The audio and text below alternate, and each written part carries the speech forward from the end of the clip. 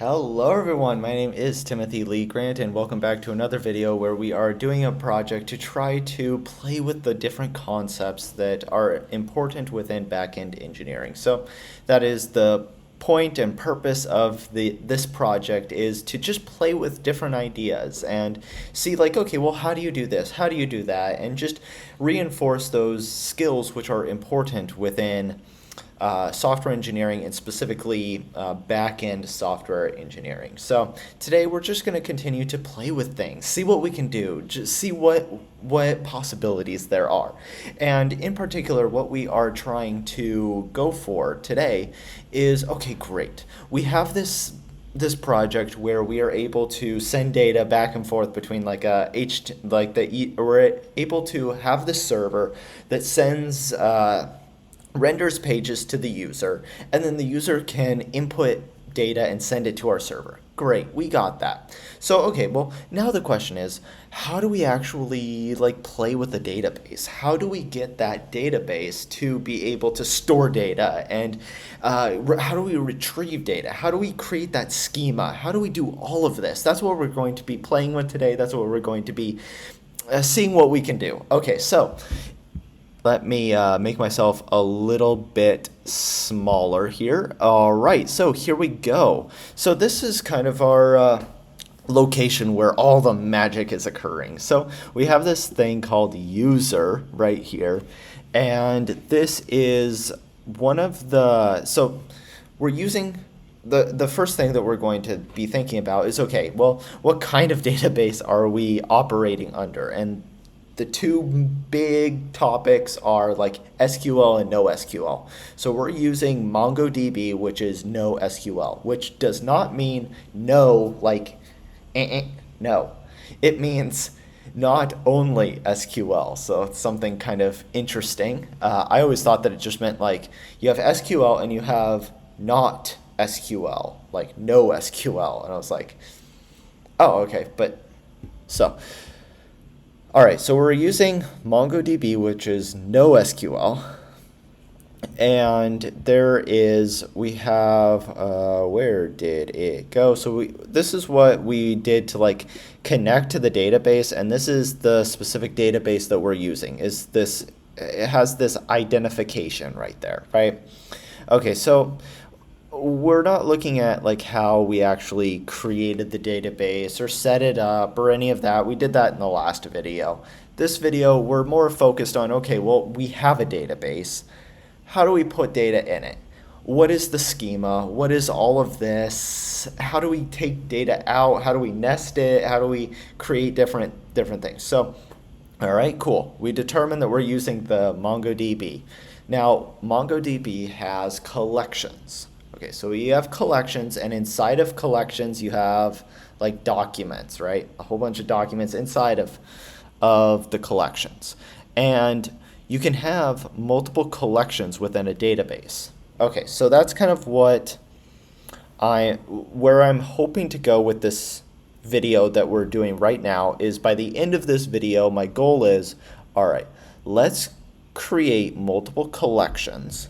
I want to be able to create multiple collections, be able to store data, documents, right? Store documents inside those collections. And I also want to be able to have a connection between the two collections. Collection number 1 and collection number 2.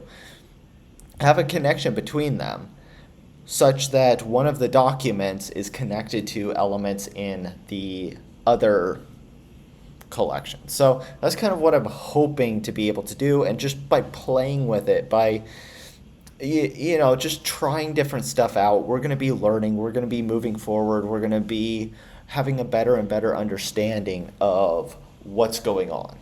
So I think we should first, let's see. So this is how I interacted with one of the collections. So I have this user, and it comes from this like models user.js, which is right here, and we export this model.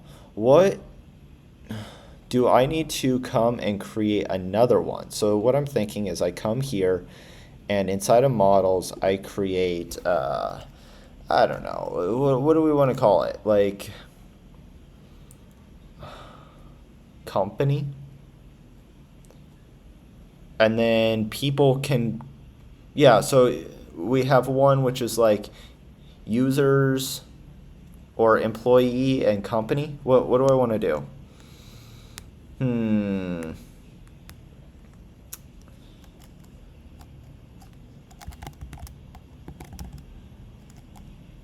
Company.js.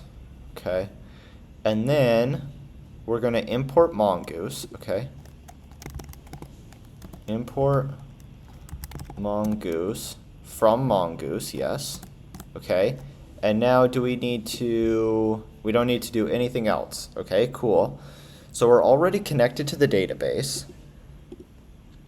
Now we're trying to create a collection. And so, okay, let's create this user, so company schema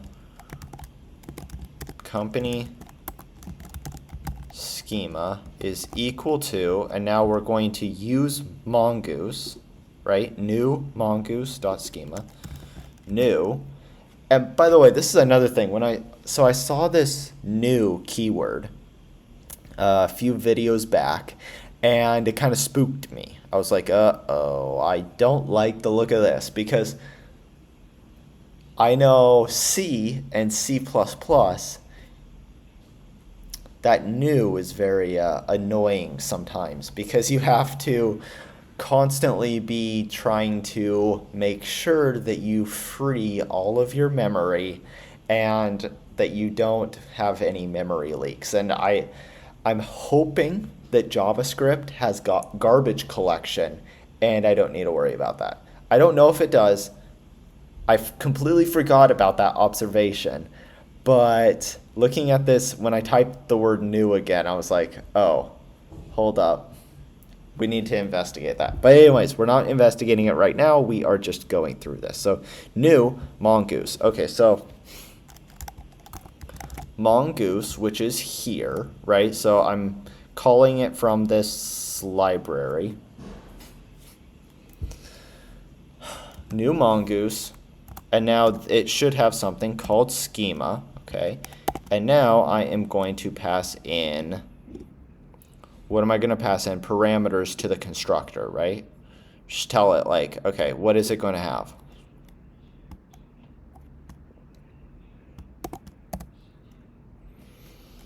What should a company have? Company should have a name, and that will be string. Okay. Company should have industry, and that will also be a string. Okay. Company can have market cap, and that will be an integer. It's not an array, no. It is just an int. It doesn't like that.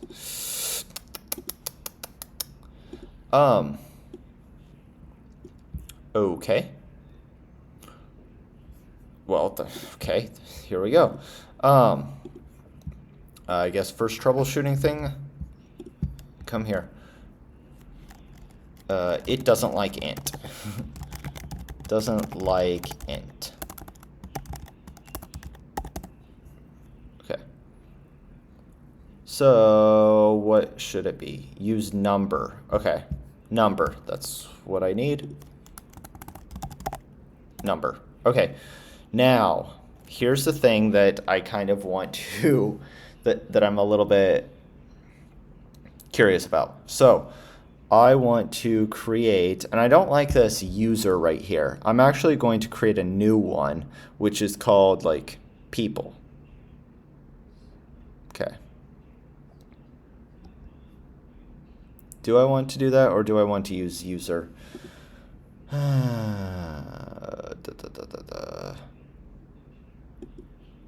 Let's create a new one and call it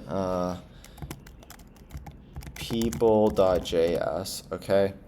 And then we're gonna do something very similar. But I want to like be able to link like employees right here should be like a list of people. And then people should be linked to a single company, right? So what it's like a one to many. So a company can have many employees, but a employee can only have one company. So how do we link these two together? That's kind of the question. Okay, so let's go and ask GPT about this.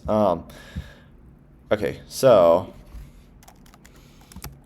I want to create two collections, one as company and one as people. I want to have a field of employees, which is a list of people, and I want to have people linked to a company. How can I do this? Okay. All right, while that's thinking, I'm going to have a sip of water. All right. Okay, each person should be linked to a company, and each company should have a list of employees. Okay, so employees. All right. Okay. Here we go. So now, how does it know person though? How does it know person? So employees is going to be here, which is a list. Okay. Okay. And mongoose schema. Okay. Types object ID. Okay. Reference person. So let's first, the way that we're going to do this is just try to get it to work. Then we're going to try to investigate, like, okay, well, how is it actually working? And let's see about this. Let's see. So I don't understand every single line, obviously, and what I'm curious about is this mongoose right here is being imported here. So does that mean that I'm importing the entire database, right? And so if I create multiple collections, one of people, one of company, and I link them together, it's going to create one and then know about the other one. Except for the fact that, as I'm saying this, like, one has to get created first. So when it creates one, the other one is not going to exist yet. So how does it link it to something that doesn't exist yet? Okay. So that's a good question, actually. I'm gonna queue that question up. So when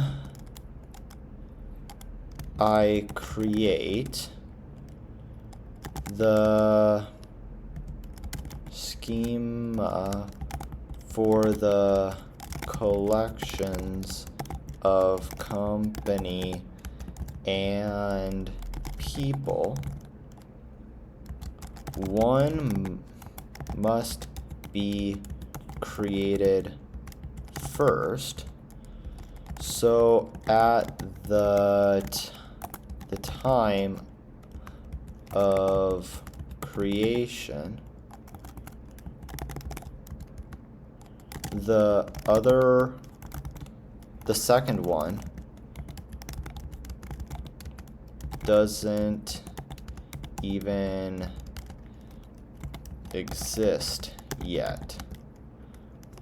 So how can they be linked? And I think it's a pretty valid question. Okay, so we have this, and then it's telling us, so the employee field contains an array of object IDs referencing multiple people. So then I come here, and then I have the same thing referencing a company, okay?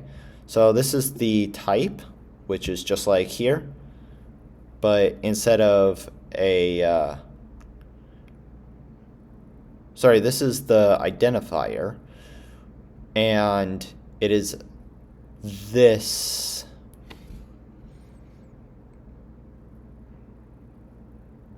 So it just gets this object ID essentially, I think. Reference company, but how does it reference the company? The company field, okay. So step 2, creating and linking documents. When adding new data, first create a company, then create employees and link them. Okay, so const company await, and then you can do company.create, so I'm creating a new company, name Tech Corp Industry Software, okay, and then you just log that, okay. Then I can create employee 1 and employee 2 from the person collection. So I'm adding to the person collection, and I add people, okay, and then wait, hold on, the company ID. Do I have access to? How do I have access to that company? Okay.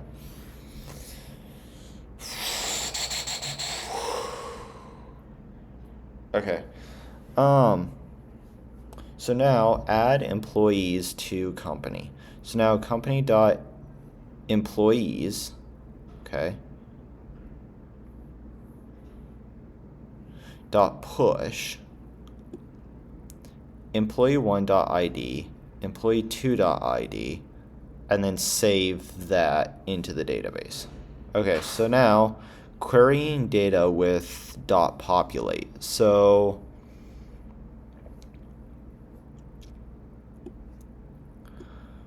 I think we can hold off on those for, let's just kind of like keep it in our head that these are options that we can do, right? Like populate, so querying data with populate, and then to fetch a person with a company detail, we can do find one and then populate. Okay, sure.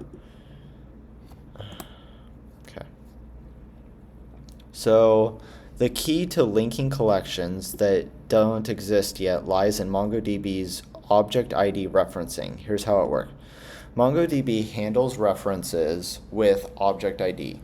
Even if one collection doesn't exist yet, you can still reference it by storing its object ID in the other collection.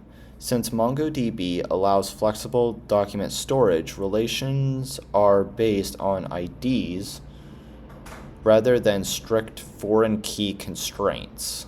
Okay. So how does this work in practice? You can create either the company or person first, then reference it later. So start a company or create a company first. I'm going to get a drink of water.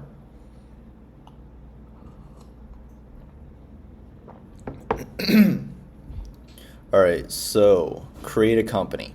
What we are going to do right now is we are going to capture this new company and we are going to add it to the collection company, okay? So we're creating Tech Corp software. Okay, so we created it, great. Store the newly created company ID for later. How do we store it? I'm guessing, well, it's a field within this here, because this is a document, right? A document of Tech Corp, but whatever. Now add the new person, so we can create this person document, which is of type, which lives in the person collection, okay? And then new company, which is this object, which is this document, but of this tech company. So let's, whatever this is, right? And this has a field in it of name, it has a field of industry, and it also has underscore ID. So underscore ID right there. Okay, so even though the person collection didn't exist at the company creation time, it now does. And MongoDB links them via object ID. Okay, great. What if you create the person first? Yeah, same thing, right? Adding employees to company later. So this is that push, right? Was this the push? No. After creating people, you can also update the company to link them. So company.find by ID and update. Okay, so what does this line right here kind of indicate and tell me? This find by ID and update is a method provided to me by Mongoose for all objects, or for all collections, right? So Mongoose gives me a collection, and I have certain methods which I'm allowed to perform on that collection, one of which is this create. Another is find by ID and update. So I'm getting the company ID, and I am $push, okay? Employees, new person ID, okay.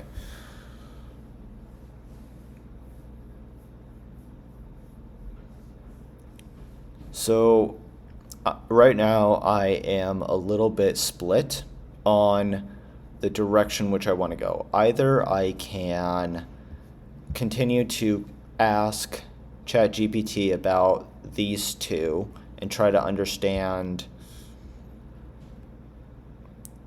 not that one. I can try to look into this one about the pushing, or I can just try to jump right into it and create a company and a person. I guess I'll just ask a little bit. So here, and then they had a push up here, right?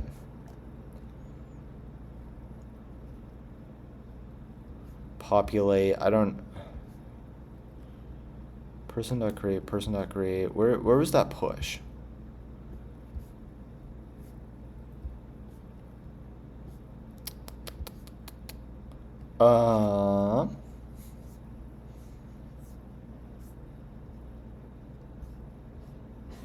I'm not immediately seeing the push. Oh, whatever. Let's just look here.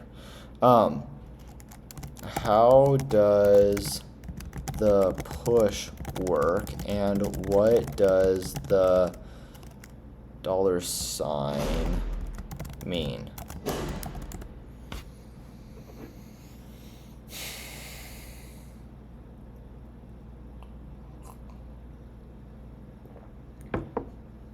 Okay.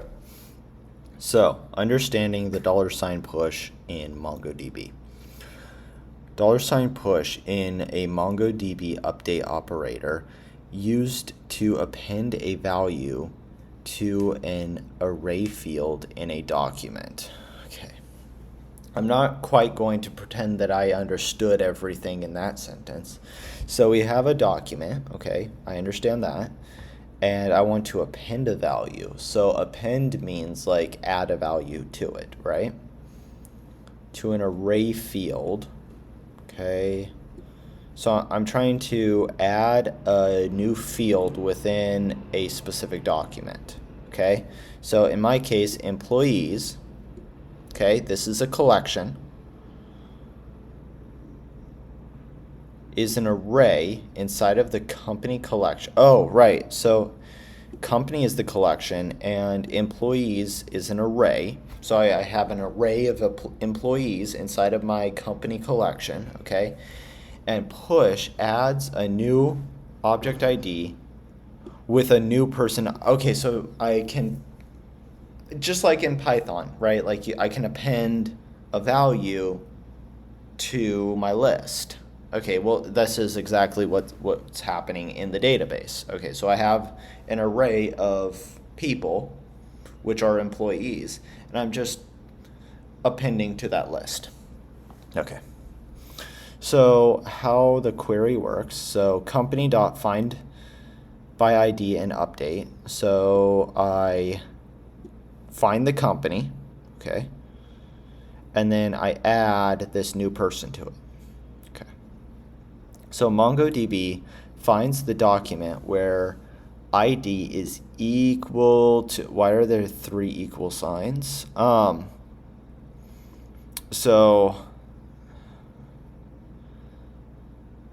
MongoDB finds the document where underscore ID is equal to company ID.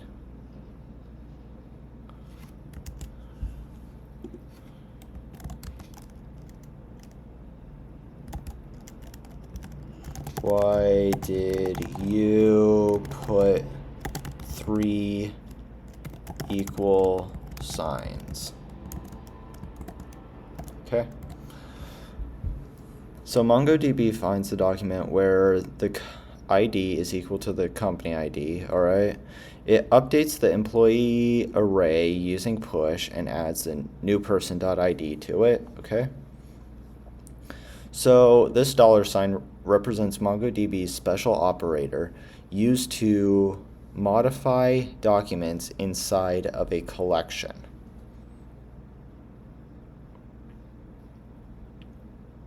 Modify documents inside of a collect. Okay. Push, set, pull, inc, add to set. Okay, so is just one of the many operators. So set will replace a values field, pull will remove specific values, increment increments a number by, I'm assuming, 1. Add to set adds a value only if it doesn't exist. Okay. So example, ensuring unique entities. If you want to add a person, only if they're not already in the database or in the employees list, you can use add to set instead. So add to set. So this is kind of like the operation that I want to do, the appending operation. But I only want to append if it is not there already. Okay, so let's just go here and type that in, and then let's start working on actually creating this data, or these 2 schemas of 2 collections and linking the collections together. That's what we're going to try to do. And then now that we have 3 collections, actually, user, people, and company, we are, it's a interesting airplane flying outside. We're able to have more insight into how we can manipulate data within one and not the other, and it will be much more clear. So if at the beginning of the video, like, we only had one schema, and I was actually planning on just working on that with that schema, or not schema, sorry, collection. But I'm actually very happy with the direction in which we decided to go in this video, because actually I realized, oh, it's going to be a lot more clear if we have multiple collections on how we can play with a database. Because if we're only playing with one collection, it might be unclear of like what's exactly going on. But I think it's going to be much more clear if we have multiple collections.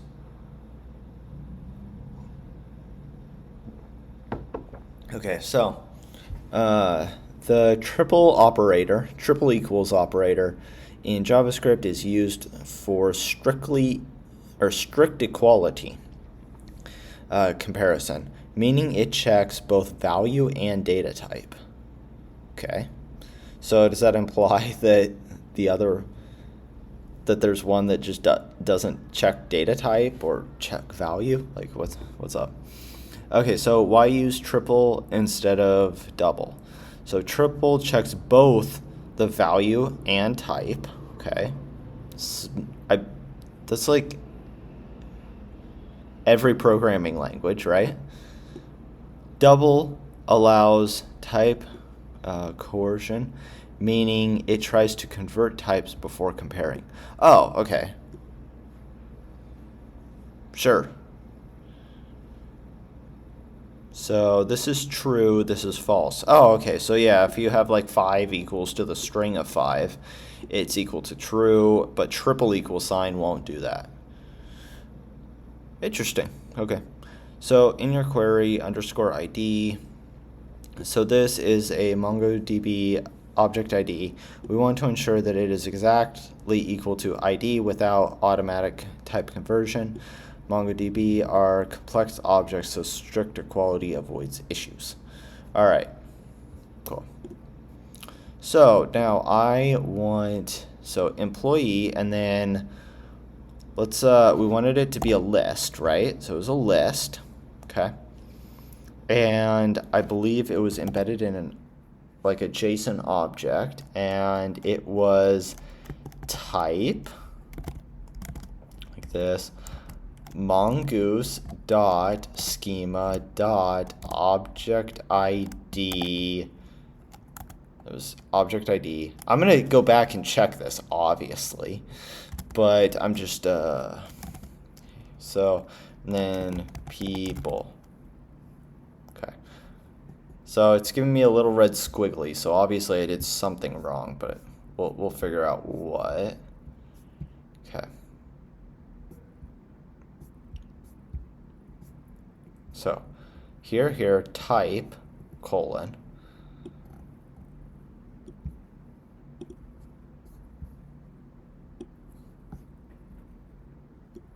That's unfortunate.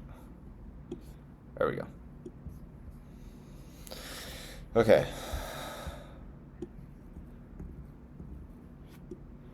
Type mongoose schema types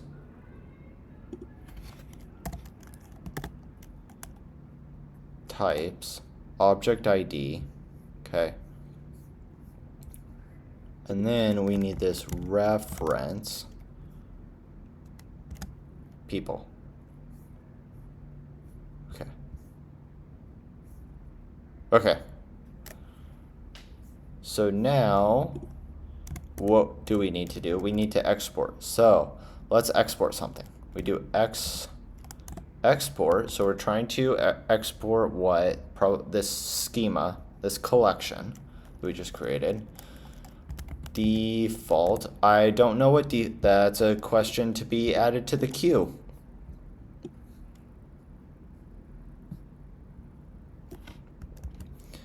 Is this one default too? So what am I exporting here, and what does this default mean? Okay, so default mongoose dot model. Okay, so I'm exporting a mongoose model by company. Do I need to call it company or company schema?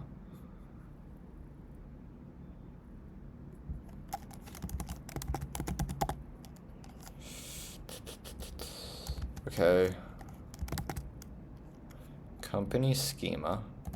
This. Okay.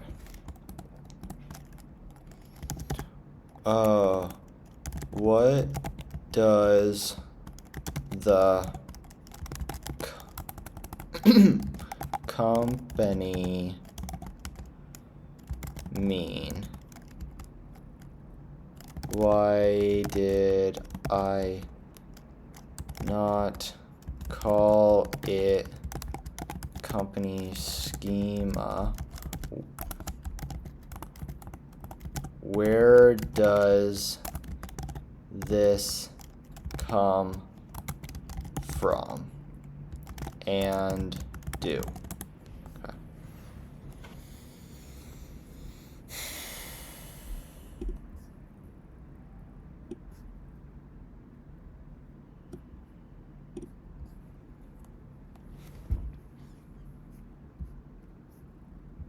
Okay. Move myself back up here.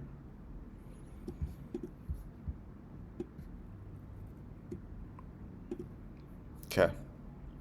So this defines, all right, so you're exporting a Mongoose model. Okay. This defines a MongoDB collection called companies.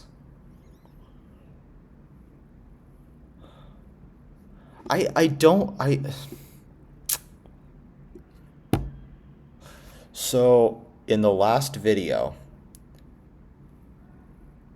GPT told me that Mongoose automatically pluralizes things. I didn't like that. So the reason I don't like it is because, okay, well, companies, here we added an IES. But sometimes to pluralize a noun, you just add an S. Sometimes to pluralize a noun, you add an ES. What if it's a made-up word? What if it's Hamza or Blobglok, right? Like, well, how do you pluralize that? So is it just randomized? Like, okay, company, yeah, like that's a real word. It can be pluralized according to like the English official grammar, but it doesn't feel right. Because it's just, okay, Mongoose is randomly changing what I put in there. How do I know what it's going to change it to? I don't like it. Oh, and look at this. Company here has a capital C. Here it's lowercase. So again, I triply don't like it, which means strict equality. Type and value. Okay. Which makes it available for import in other files.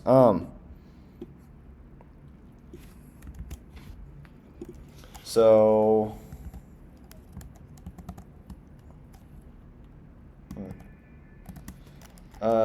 this doesn't make sense because different words have different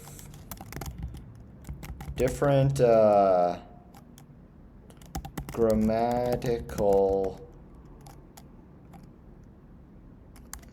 methods of pluralization. Some words add an S, some an ES, some an IES.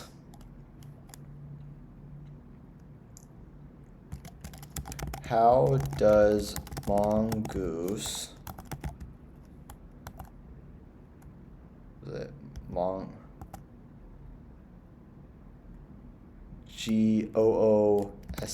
okay, decide how to pluralize it?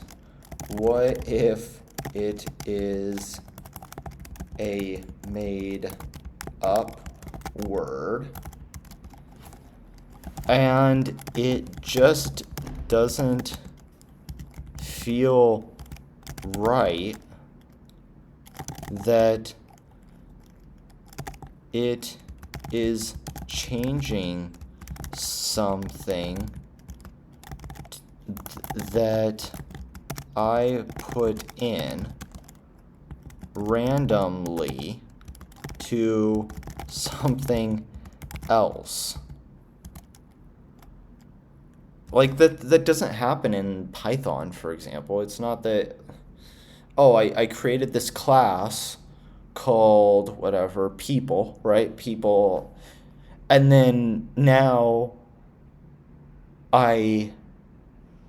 or let me think about it differently. I create a class called, well, okay, people is, yeah, people. So I create a class in Python called people.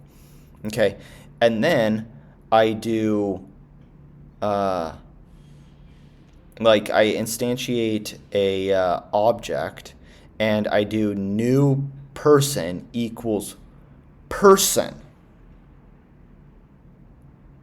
See, people, this is, whoa, here's another example, like people and person. Like what's the plural of person? It's people. You don't even add an S. You don't add an IES. The word completely changes. So now, for Python, instead of saying new person equals people with the brackets, right, to instantiate it, I say like new, it's going to give me a whole bunch of errors, but okay, so I have like class person here, and then I don't know, like if you're in it here, and then you have whatever, self dot name, I think this, right, like whatever. Okay, self.name is equal to none, and then whatever, none, and that'll be it. Okay, cool. We created a class. Now, normally in Python, the way that you would have instantiate it would be like new person, and notice I was the one who wrote person. I was the one who wrote person, and so of course I know that I can capture, or like I can interact with this object through this thing that I called it. Like I created it called person. I could have called it new monster, right? Like I was the one who created that, so I know how I can interact with it. So equals what? Person right here, and then you can have whatever, like Timothy, and then name, right? Like normally it's like this. This is the normal way to do it. Normal. Okay. Now, what it seems like is I go new person is equal to, and I don't write person, which connects here, right? I don't do that. No. I do. Oh, actually, that should be people. Sorry. People. So this is the people, right? I don't do this. I do person. So I need to know how this changes to but it's linked to this, and then Python just says, oh, I have a class called people. I'm going to singularize it. I'm going to change it to whatever I want it to be. And the programmer needs to know how to capture it. And I'm going to change people to person. And so they need to call out person.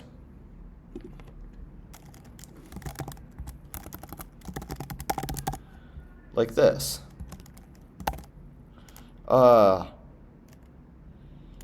This is what it, so whatever, like Python randomly changes the people class to be singularized, and I, as the programmer, need to know how Python will change the name of the class. Okay, that's what it seems like it's doing. Let me just, I already spent the time to write all that out. It seems like this if it were in Python as an example.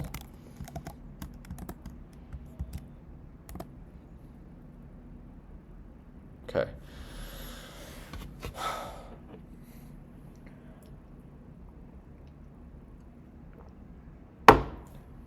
All right, so you're absolutely right to question how Mongoose handles pluralization. It does this automatically, but it's not always intuitive. Yeah. So how does Mongoose pluralize names? Mongoose relies on internal pluralization rule set inspired by English grammar. I really do not like that.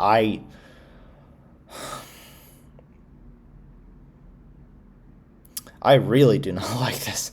Okay, company becomes companies. And notice the lowercase. Okay, person becomes people. Gee, oh my goodness. Mouse might not behave as expected. Yeah.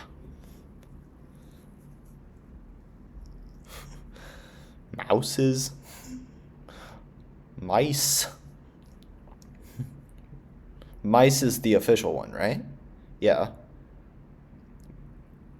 So shouldn't it just... Okay, whatever. I don't know. For made-up words or irregular forms, Mongoose guesses based on... the more I read of this, the more I hate this.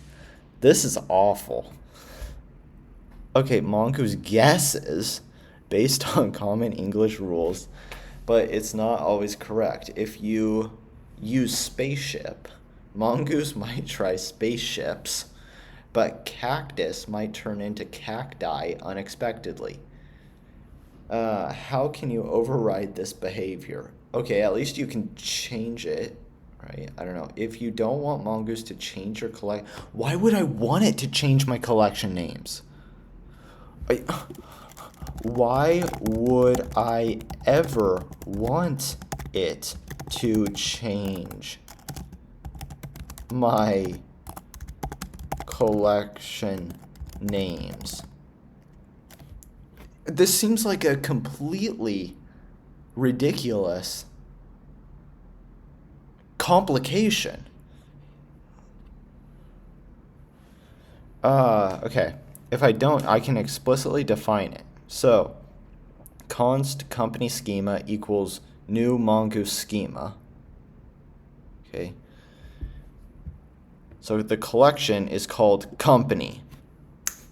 Laying down the law. There it is. Company. Collection company. New schema. Company. Have all this.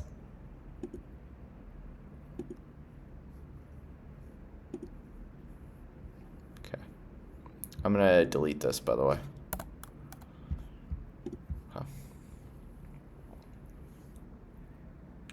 So export default Mongoose company here. Okay, this forces Mongoose to use company exactly as written without pluralization. Alternatively, if you want full control, you can manually set the collection name to here.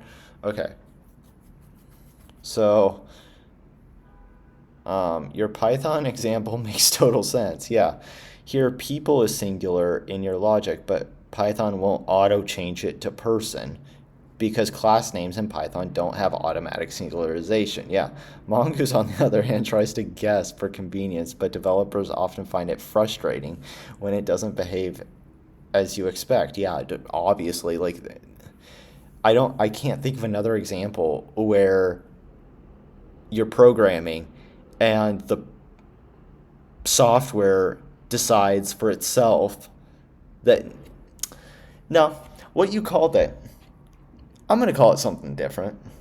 Like, that doesn't happen. I can't think of a single example other than this. Okay. Um, so, assuming that it does change the name, how do I get the name? What am I even trying to do? Like, I don't know, man. How do I use that name? I don't.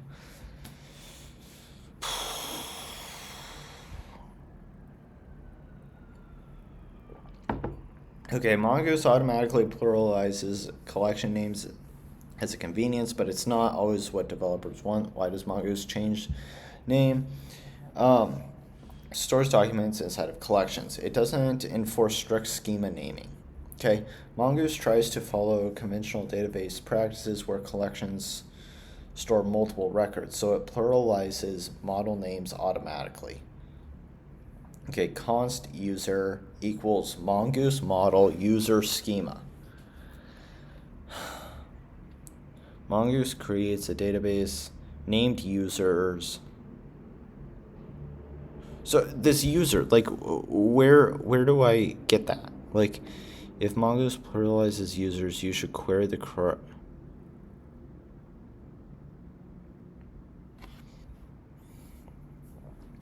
You don't need to reference users directly, just interact with the model user. Okay, so I guess I don't care if it's like, if I don't need to interact with it, I guess I don't care. Whatever, this is so annoying. So what, we spent like 20 minutes going down that rabbit hole. That was fun. So now we're gonna do the same thing for people. So import mongoose from mongoose. Okay. So now what do I want? The schema equals, so people schema equals new mongoose dot schema here, and we're going to put the fields in. So they are going to have a name, which is a string. Then they are going to have an age, which is going to be a number. Then they are going to have a company, which is the fun part. So it's not going to be a list because it's only going to be one. You can only have one company. Okay, it's going to have a type. All right, here we go. So we're going to have a type of mongoose dot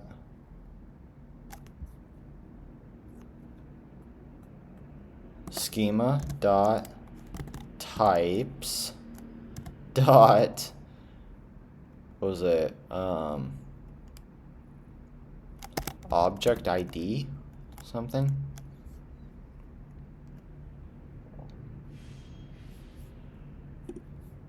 Mongoose schema types object ID. Okay, mongoose schema types object ID. Yep. And then it is going to have a reference, which is going to be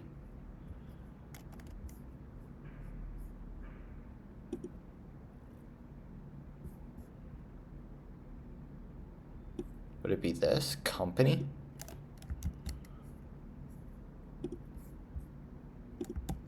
Company.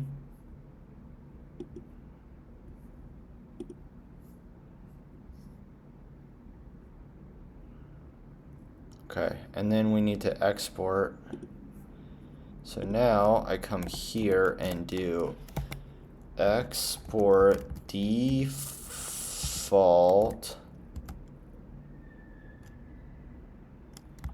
mongoose.schema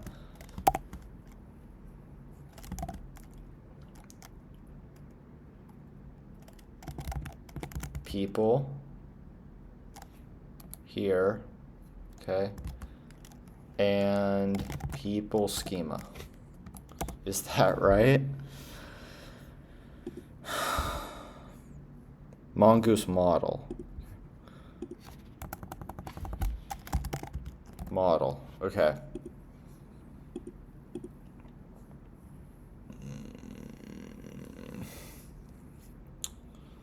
Okay. Now, what do we want to do? We need to create a new web page, essentially, to be able to add a person and a company. So I'm just gonna, okay, I'm gonna create this, whatever, like user routes. I'm just gonna create a new one here. So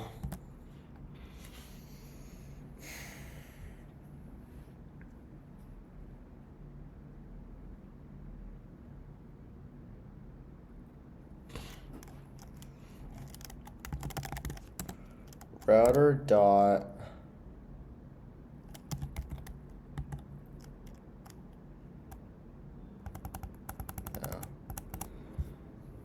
what do I want to do?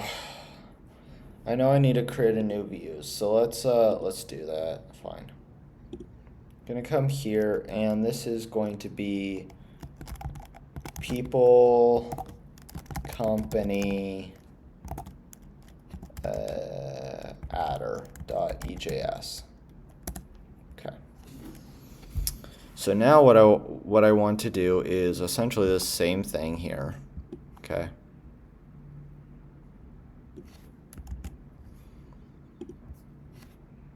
So I'm creating this EJS, and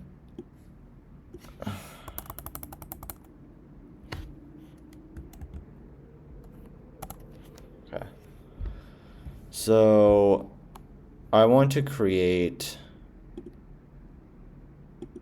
so I have a text input. So this, I'm going to call this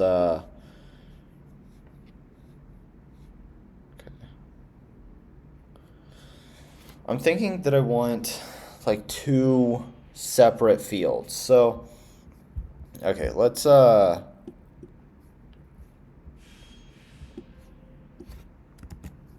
I want two separate fields. I want like one box, and within that box I can add all of the fields, all of the data for people.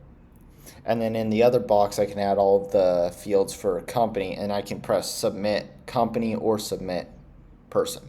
So here is my EJS file. I want to have it such that I have two boxes on the same web page. One box allows me to fill out information on a person and submit it with the button in the person box. The other box allows the user to fill out information on a company and submit with the button in the company box.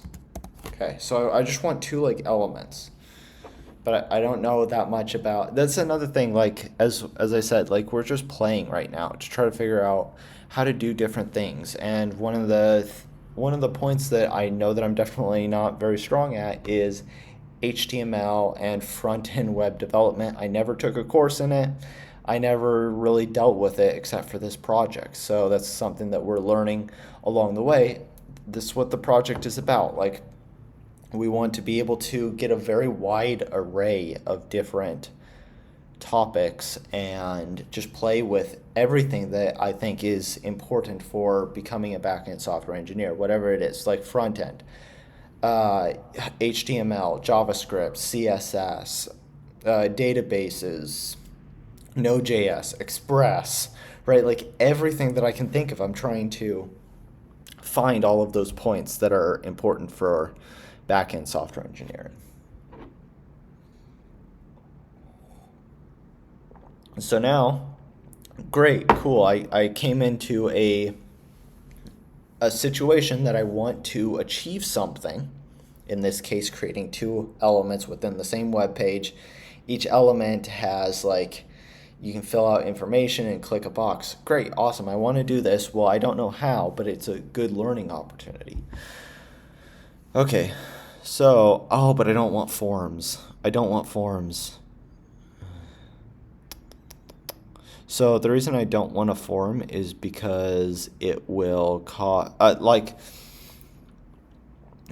I had a form previously. Here. I had this form up here. And when I did it this way, it would cause the page to reload, and then I would lose that,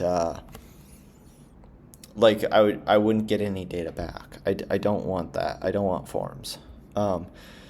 So two separate forms, each with its own input field and submit button.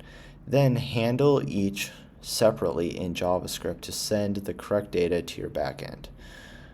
Okay. Div. Form container. So this is not actually a form, right? This is a form container. So let's, I don't know if this will work. It might work, it might not work. Let's, submit company. Backend setup. So we're not doing that yet. So we're just trying to get the page up and running. So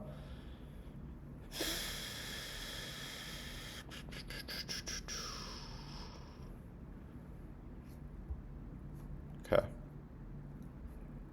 Div class form container. Okay. So inside of my body, I'm going to kind of delete this. Okay. I am going to have div, I think it called it, right? I was hoping it would autocomplete. Div class. Okay. Class equals form container. Okay.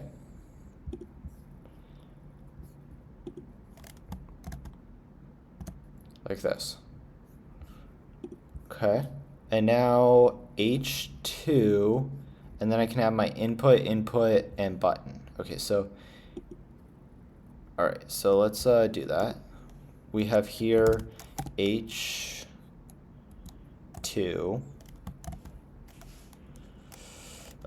person information, okay? Now we have input is going to be type text, okay, ID, so type is text, and then I can say ID is equal to person underscore name, okay? So we're creating a text box here. Then placeholder equals, okay, so placeholder is equal to person's name, okay, that, right, there we go. And we're gonna do the same thing. We're gonna create another input. So input is type text, okay. ID is going to be equal to, oh, actually this is going to be maybe int. And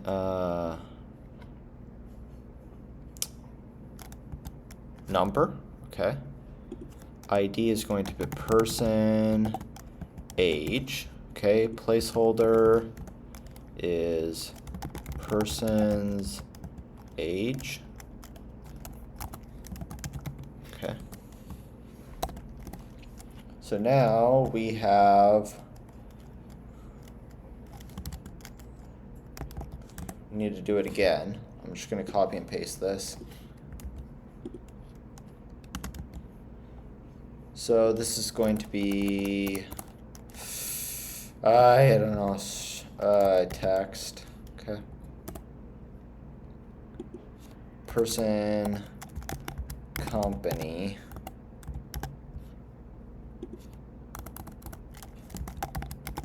okay. So now I'm gonna do input, or no, I'm gonna do button element, and I know I need to do something like on click, right? So button on click, the name of the, okay.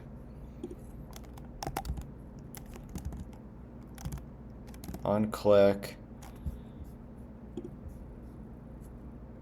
yeah,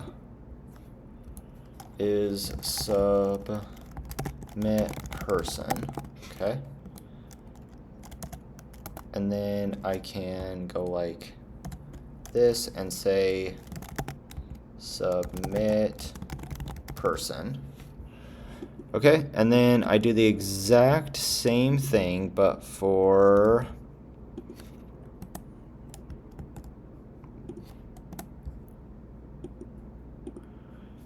company information.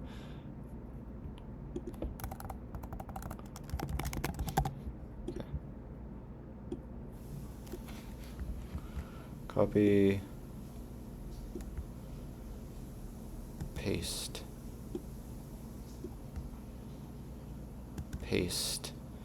and this one doesn't exist. Number, this was a company, what, market cap?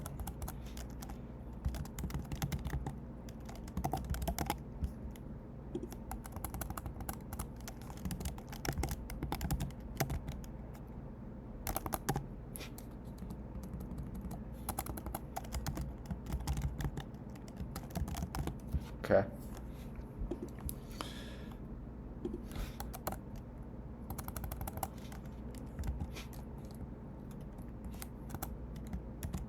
Okay. So company, companies, I don't know. I guess we don't add the, I guess we don't do this one right now. Was the hashtag? No. What else could it be? This one? No, I don't know. We'll just delete it. It's fine. There we go. Awesome. So now we need submit company. Submit company. Okay, so let me just highlight person here. Nothing there. Okay. So now submit person.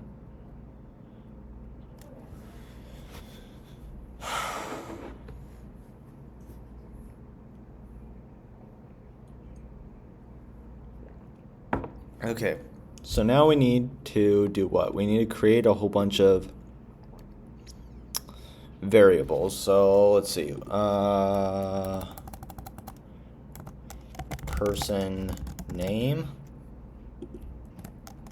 Let person age.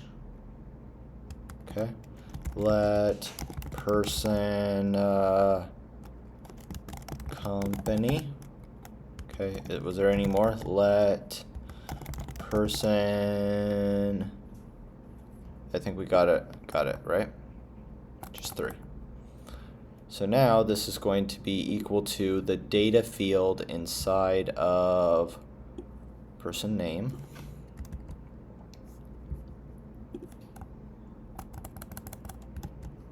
Person name.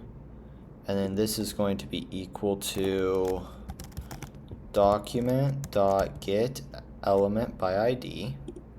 Okay. And it is going to be person age, right? And then dot value. Okay. Person company is going to be equal to document.get element by ID. And we called it person company.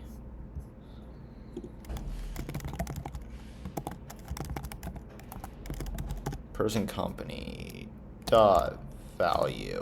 Okay. Do we want to log anything? Sure, why not? Inside of the submit person function. Okay, cool. Alright, so now we need to do a post request. So we got the data inside those fields. Now we need to post it to an endpoint, which is going to be on our server. And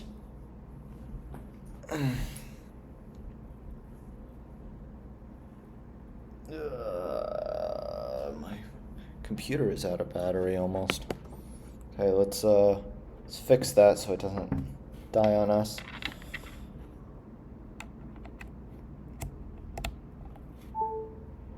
All right, so now we need to do a fetch to an endpoint, but we haven't created that endpoint yet, but we'll have to do that. So, okay, so we're doing a fetch, and it should go to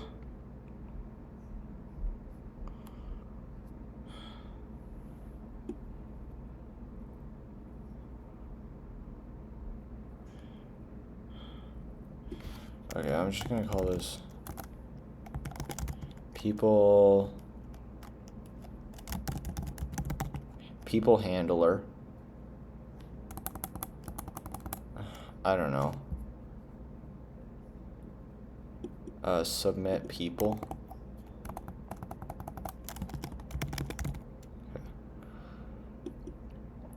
Post. Yep. Content type. Okay. Stringify. So we want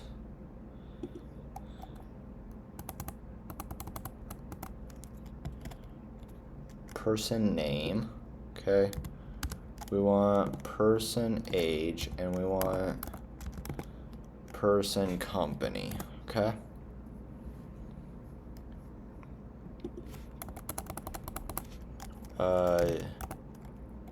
Person post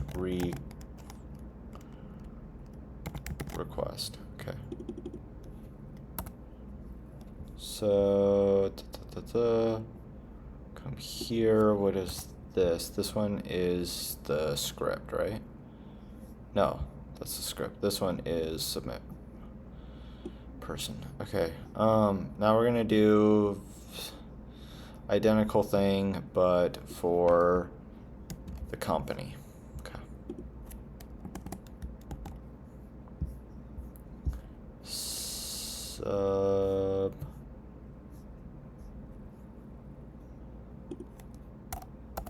Submit company. Okay.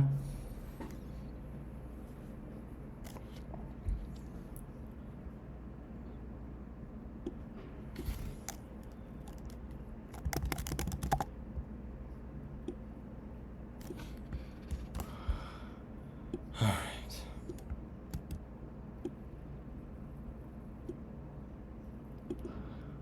I don't know. Market cap. Okay.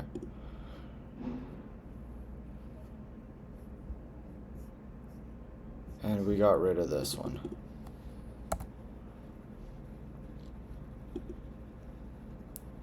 So this one is company name, right? Company name, and then company market cap.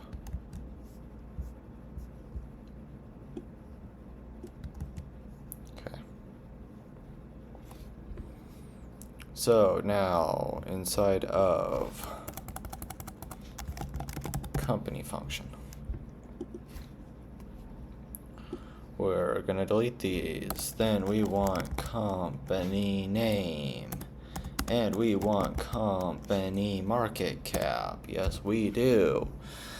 And then inside of company post request. Okay. All right. Okay, so. Oh, wait, hold on.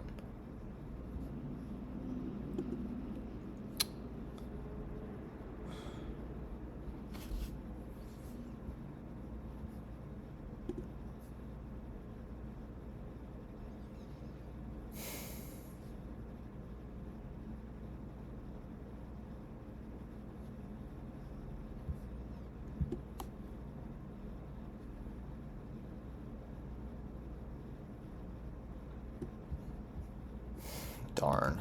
Okay.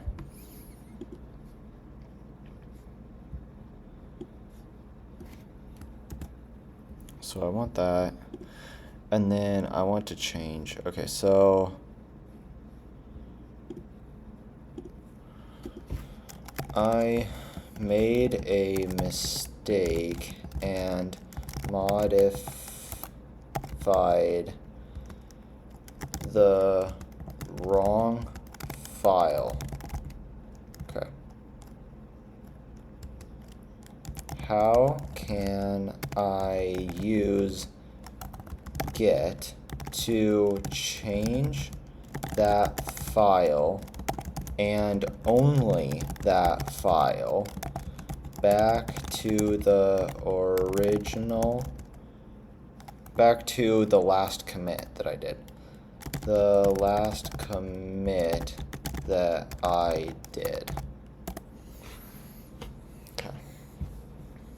So, no worries. Git helps you revert just that one file. Yeah, I don't want to do git revert. Okay, so reset the file to the last committed version. Run this command replacing your file with the actual file path. So, git checkout. This discards all changes to the file and restores it to the state of the last commit. I mean, this seems kind of dangerous because I'm like, what if it decides that it wants to like delete everything? You know, what if you do like git revert, it just deletes all of your non-committed changes. And I made a lot of changes here, like company and people and all of this, and I don't want to lose it.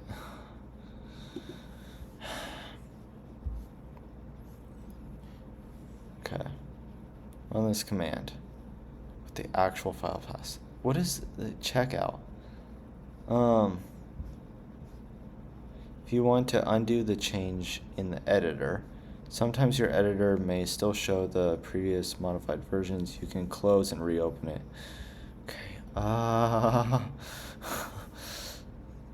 So alternatively, if you need a specific commit instead of the last one, if you want to revert the file to a commit before the last one, you can do this. What if I commit my changes that I've made so far, okay? Then I change that specific file to back to the previous commit.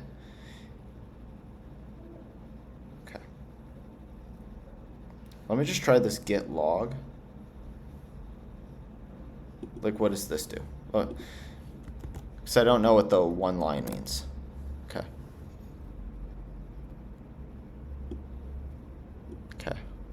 Initial commit here. Okay. Changed EJS file for MongoDB. Okay, so this is kind of what the one that I did last time, right? Like, this is the one, actually, it's like right here. So, let's see, 6719. Oh, this is when I pushed it. Okay, this is git commit here. 6719F. 6719F. Okay, so what I'm gonna do is I'm actually going to git status, okay? So I modified all those and I added those. So git add everything, git commit -m, added a bunch of files. I shouldn't say that. Added people.js and company.js and people_company_adder.ejs to be able to create new MongoDB collections of people and companies. Okay. So now I want to revert this file. So now what I want to do is I want to git checkout. So git checkout. Then the commit hash, which is this one. Okay. And then I want to do my file. So MongoDB _test _EJS dot EJS. Let's see. Okay. Didn't like it.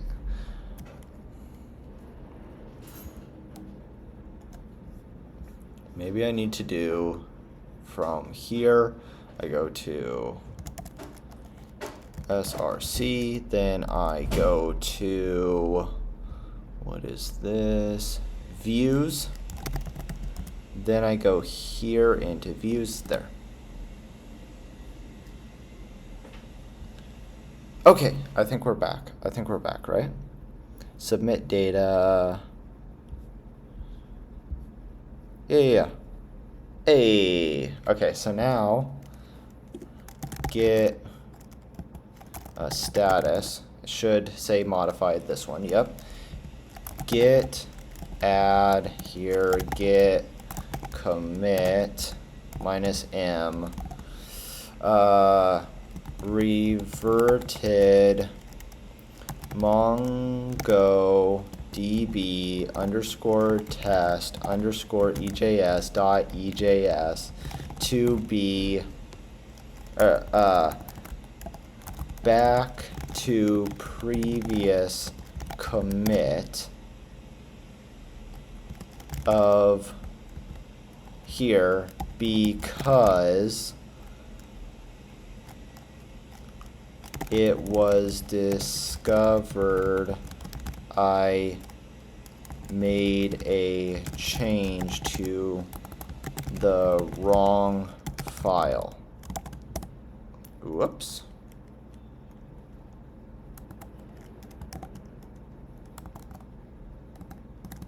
quote.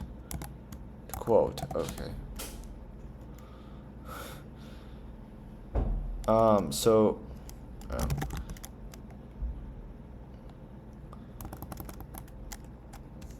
all right, so git push origin main. Okay. Bam. Think we're good?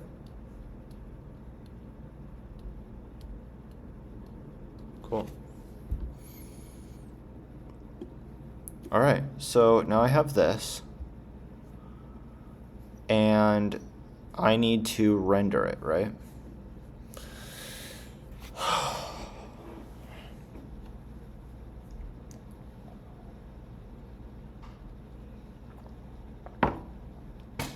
I need to be able to display it. Give it to the user to be able to actually display.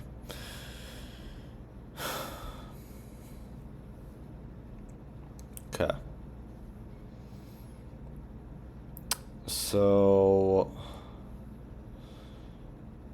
I want to go to here. So I want to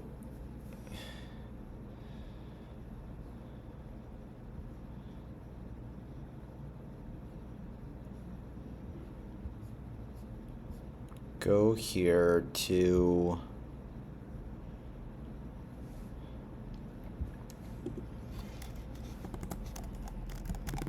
app.use. No, app.get, right?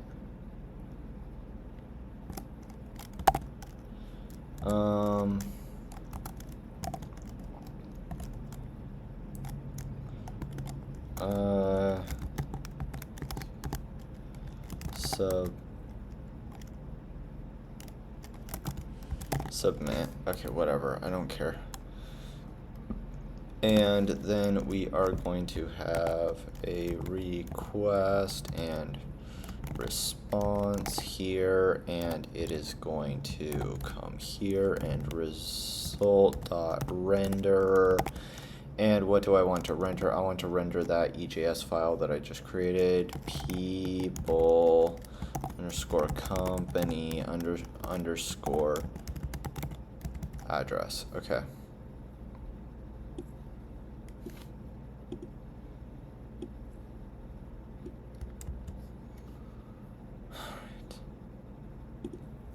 Come here, come.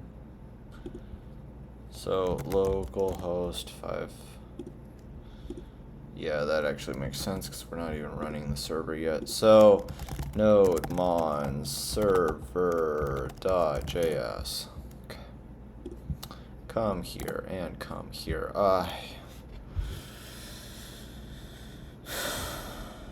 People, company.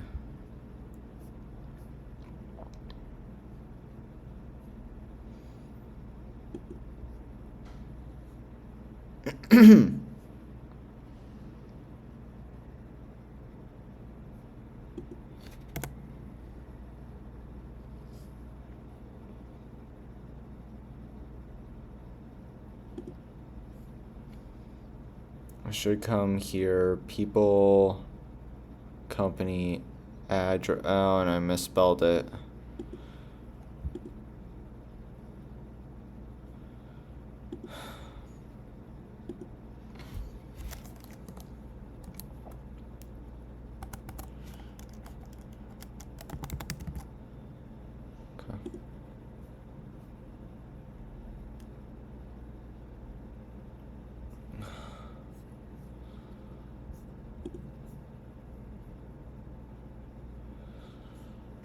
Alright, so let's just refresh. Oh, I like, okay. So I don't think the functionality is working right now, because I don't have an endpoint for the, here, we said that we wanted to have a submit to submit people and a thing here like submit company.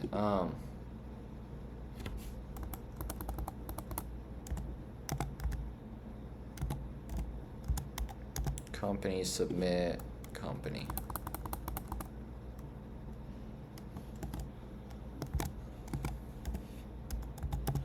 Okay, but we haven't created this route yet. So